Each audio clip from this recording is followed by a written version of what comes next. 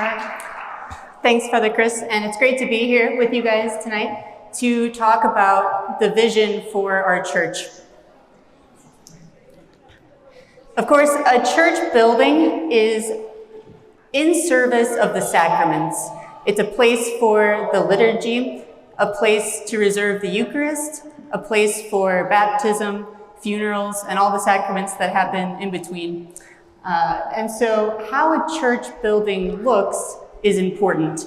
It's not just a functional space. It's not just walls and a roof that are a storage container for the Eucharist, but it should be a building that directs our focus to the right places, lifts our attention to the Lord, lifts our minds and hearts, shows us transcendence, directs our attention to the altar and the sanctuary, and surrounds us with the communion of saints. In our case, especially our patron, St. Joseph, and the Holy Family. So, if a church building is designed well, it will help us to pray and worship well. It could also be that a church building is sort of neutral and it at least doesn't get in the way. It could also be that a church that is disorienting could actually detract from our experience of prayer and worship. With St. Joseph, we're not really going to be in that third category because the architecture itself, the layout of the building, is very well done. It's already very good. It directs our attention towards the altar and the sanctuary. It has this beautiful vaulted ceiling, images of St. Joseph and other saints. But as we think about this project to maintain the plaster and repair it, we can think about how can the decorative paint work with the architecture to enhance the church building. Of course, it hasn't always looked this way like it does now. Over its history, this is about probably the first photo that we have of the church building. From very close to its dedication in 1893. And in fact, you can see that the St. Joseph paintings in the sanctuary aren't in yet. So it's very early on. However, you do see a lot of things that are familiar. The altar rail, the ambo, the side shrines to Our Lady and St. Joseph, those are still existing. This altar is the original wood altar of the church. It was replaced with the marble altar that we have now when the church was solemnly consecrated in 1911. But you can see that there's a lot of decoration around the windows, around where the future painting will go. In the vault of the sanctuary, on the sanctuary walls, above the side shrines, there are inscriptions, patterns in the vault above the side altar, also in the nave vault. This is a wider view of the same scheme. It's still that pre-1911 main altar. You can see a little bit more of the decoration in the nave ceiling. You can see the beautiful old chandeliers that we had, the canopy above the ambo, statues dispersed around the sanctuary. We still have many of these statues. The Pietà, the Guardian Angels, the Sacred Heart, and the Immaculate Heart are back here. Actually, in this particular image, Our Lady has been taken out of her side shrine and she's on a tower in the sanctuary. So this was probably a May crowning or a special Marian feast.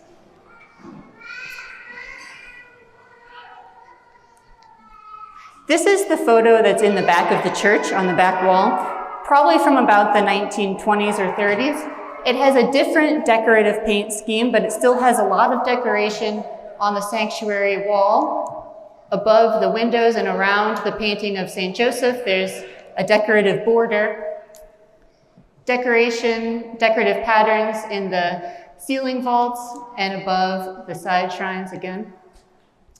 You can see the new marble altar, which is still the one that we have now. And then 20 to 30 years later, the church has been redecorated again. This is another different paint scheme, but it keeps a lot of the same ideas. Symbols and decoration above the windows, especially in the sanctuary vault. on the walls above the side altars, there are symbols now replacing the inscriptions on the side altars. And I think they're just angel heads or some sort of symbol. And no freestanding altar yet, so I think this is pre-1970 or so. Now, then we start to get into the era where we have color photos. And the color is a little bit off on this. It's not actually this red tinted, but you can see a wider view, same color scheme as the previous photo. You can see a lot of gold touches in the sanctuary, on the back wall of the sanctuary, and around the side altars. This image is probably a more accurate rendering of the colors from just previous to what we have now. You can see that gold in the sanctuary and the blue ceiling with stars and geometric patterns.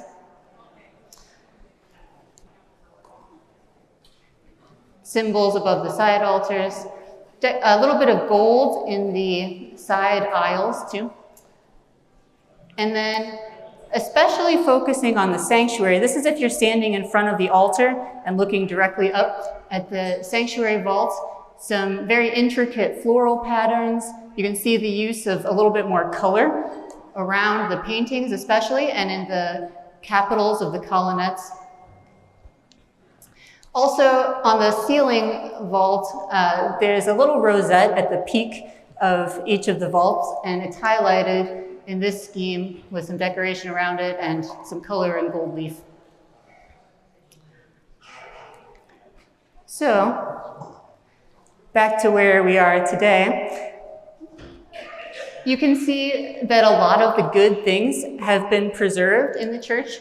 The altar rail, our beautiful marble high altar and crucifix scene, the ambo, the statues. But we've lost that sense of pattern, symbols, and a little bit of decoration, especially that draws our attention to the ceiling and to the sanctuary. So as we look forward, how can we keep what's good from what we have now, but bring in a little bit more of what we had in the past? Here's my proposal. There it goes.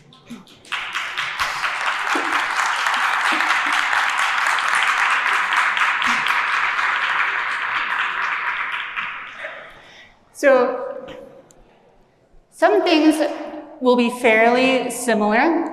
Simple walls in the nave, in the side aisles of the nave, a bright color, and then keeping that fairly light, simple color, carrying that into the sanctuary and around the side altars, but overlaying it with a decorative pattern in the sanctuary wall and in the walls above the windows in the sanctuary. Also, using the panels in each of the side shrines and also above the arches going down the nave as a place to put symbols and inscriptions. Maybe a possibility for some faux marbling of the nave columns to tie it into the high altar a little bit. And then the most distinctive thing, the thing that would be the biggest change, would be adding some color to the ceiling again. A blue ceiling with stars is a very common thing to do in churches. We see many examples of this in historic churches. This is one, Sainte-Chapelle. It's a chapel in Paris that's very close to Notre Dame. It was built by King Louis IX to be a reliquary chapel for the crown of thorns when he brought it back from the Holy Land. But this is the crypt chapel. It has a blue ceiling with fleur-de-lis in it. It also has some red borders and gold along the ribs of the ceiling. The upper chapel also has a blue ceiling with these gold ribs, and I think these are 8-pointed stars. So that's one old example from the Middle Ages. There are also examples around Europe. This is a cathedral in northern Italy. And you can see it's not so deep blue. It's more of a teal color, and it has umber and browns along the ribs and in the center of each vault. In the center is St. Mary's in Poland, and it has a very geometric pattern, kind of a grid of stars. And then this is a chapel in England. It has a simple blue field with just a smattering of stars, but then the ribs are very decorative. So there's different ways to do a blue ceiling with pattern or texture or stars. So for ours, I think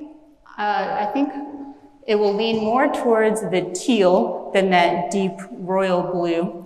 And there's a couple of reasons for that. The first is blue is a Marian color, and St. Joseph in iconography, he's usually shown with the color green.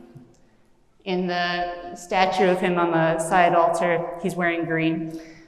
So having a blue ceiling and then combining it with a little bit of green would give us more of a teal ceiling.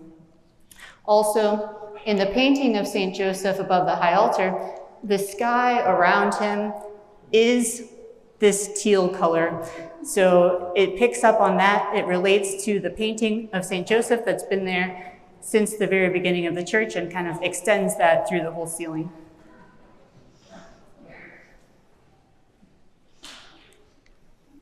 This is a view cutting down the center of the church and looking at the side. Here's the main entrance, the narthex, which has its own very nice vault, which could receive some decorative paint. And then you come into the main space. Here's our teal ceiling. And then you see in this view, the panels above the arches in the nave and a place for putting a symbol and an inscription.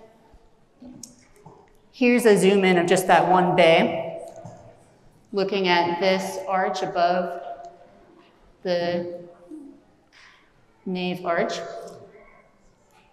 And in this particular one, these inscriptions are most just, most chaste, most prudent, which are titles from the Litany of St. Joseph, which we just prayed after the 5:30 Mass if you were over at the Mass. So this is a beautiful collection of titles of St. Joseph that bring together a lot of the reasons that we emulate him or that we pray to him for particular things.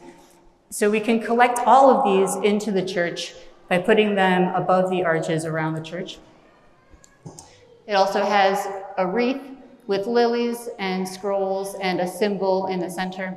A cross or possibly other symbols of St. Joseph could be used too. This is a view of the whole church, but looking up at the ceiling. So this is again the entrance, the narthex, then you come into the main church. Here's the crossing and the sanctuary and the side altars of St. Joseph and Our Lady. And the first two titles of St. Joseph in the litany are Offspring of David and Light of Patriarchs. Those would go on the front and side of the arches right next to the St. Joseph altar. There are two titles that have to do with Our Lady, Spouse of the Mother of God and Guardian of the Virgin. And those would go on the front and side next to the Marian altar. The Spouse of the Mother of God would be in the sanctuary and actually right next to the painting of the betrothal of Mary and Joseph. The other titles would be dispersed around the church, more or less in the order that they go in the litany. So you could walk the church and sort of pray the litany similarly to how we walk the church and pray the Stations of the Cross.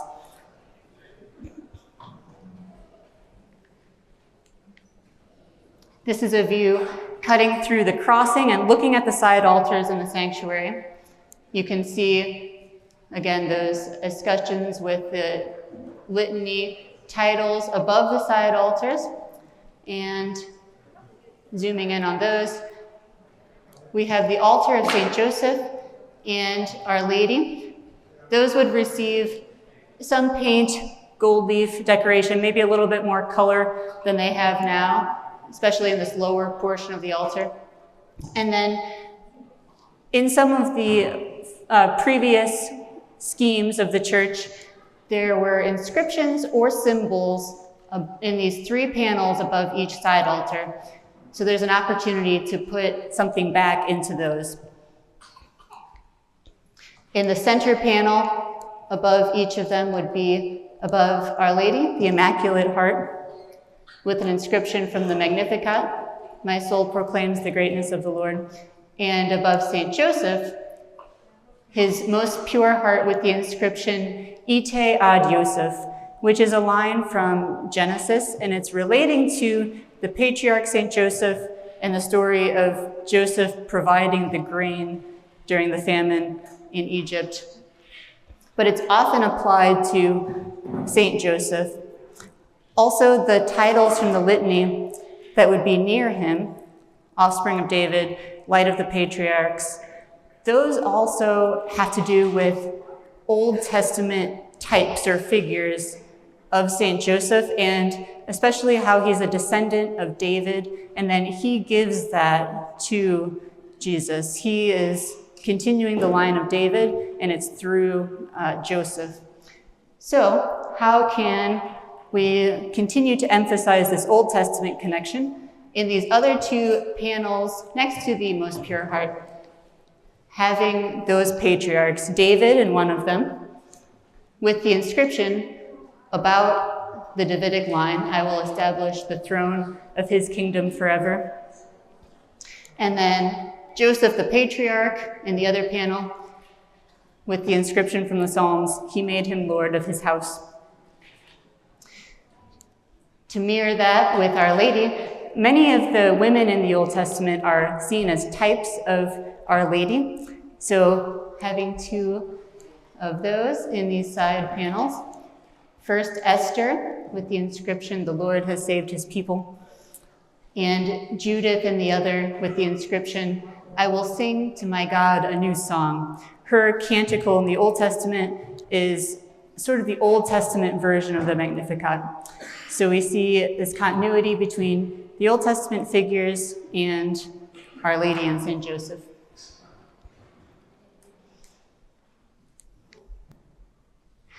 Other elements of the church would also get a little bit of decoration.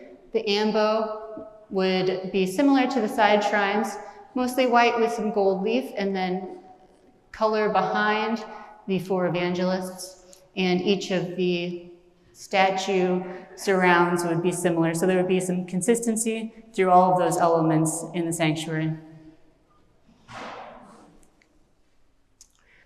These are 2 of the previous schemes. The first from the 1890s, the previous scheme just prior to this one, with, you can see that there are similar themes of decoration, even though it's not the exact same patterns and symbols. And then the new scheme would be in keeping with those, highlighting the importance of the sanctuary. Also, adding a frame around these paintings of St. Joseph so that the arches match the arch of the window. Right now, the arch of the paintings is lower, and it always bothers me just a little bit. And it was not like that previously. All right.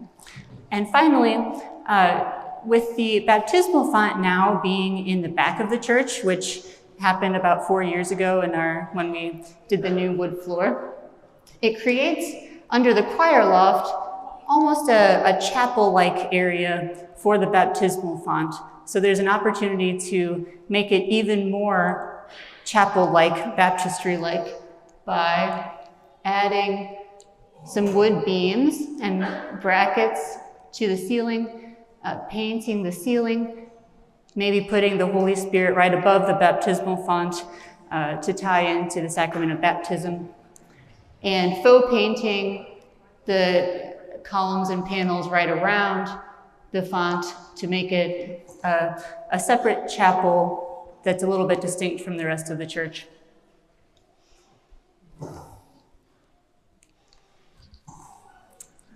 Thank you.